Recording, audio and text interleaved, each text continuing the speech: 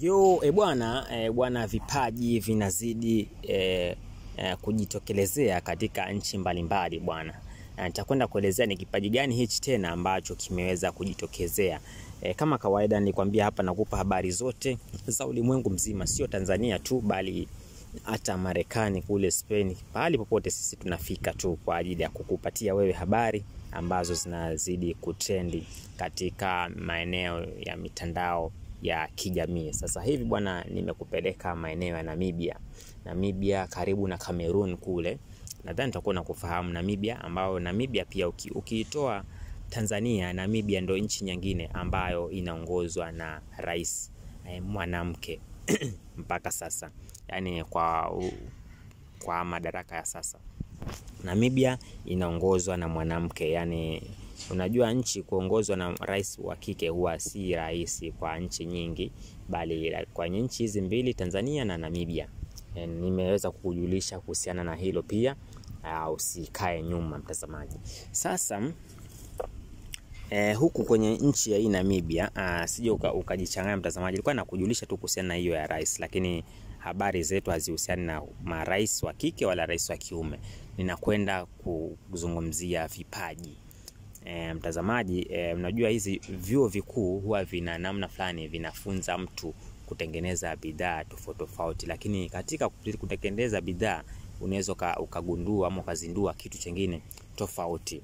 Nadhani tunaelewana hapo mtazamaji. Nikupe tu mfano. Inaweza kuwa wewe una mpango wa kutengeneza gari, lakini katika kutengeneza gari ukaja ukagundua kitu kingine ambacho ni ndege lakini pia ni meli, inakuwa ndege meli. Nadhani mpaka hapo tunaelewana.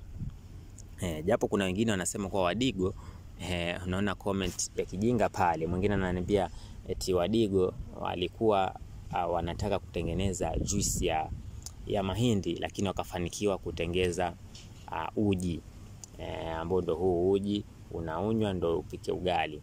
Bwana, hizo ni comment za watu hapa wanazidi kunichekesha.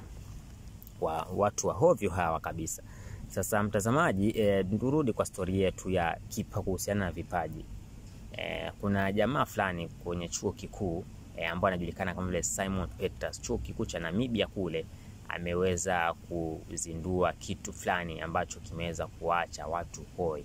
Nadhani pia ukikisikia kitu hichi utatamani kukitumia mtazamaji, utatamani kukinunua hata kama ni shilingi ngapi ili uweze kukitumia. Bwana huyu mwamba ambaye anajulikana kama vile Simon Peters yuko chuo kikuu, ameweza kugundua simu ambayo haihitaji credit, yani haihitaji voucher katika kupiga, haihitaji voucher na pia haihitaji laini. Sio kama simu yako mtazamaji umeweka laini ya Tigo ama ya Voda, unataka kumpigia mtu unaweka voucher. Hii simu yake huyo jamaa inapiga mahali popote bila line, bila voucher. Mtazamaji, niambie ukipata simu kama hii, si maisha yanakuwa burudani hapa. Lakini mwana mpaka sasa jamaa huyu mpaka sasa amezuliwa na wakurugenzi wa chuo kikuu. Bado program hii inaendelea ili iweze kufanikisha katika Namibia nzima.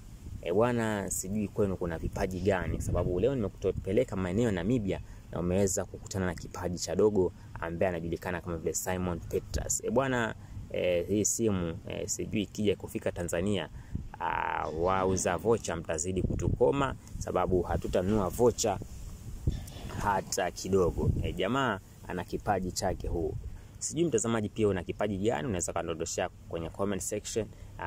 Tuzidi kujuana kuhusiana na vipaji. Za kuwa una kitu fulani unaweza kutengeza, na mimi natafuta mtu kama huyo.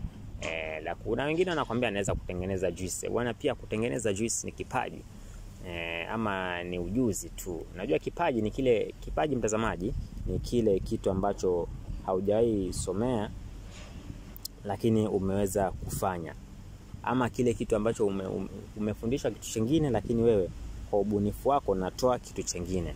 Bwana, hicho ndio kipaji. Lakini ukiniambia kuwa unajua kutengeneza juice ama unajua kupika sima, bwana, hivyo sio vipaji. Itakuwa unanizengua hapo. Lakini zidi kusubscribe kwenye channel ya Umbea Media TV ambayo inazidi kukupa burudani kamili.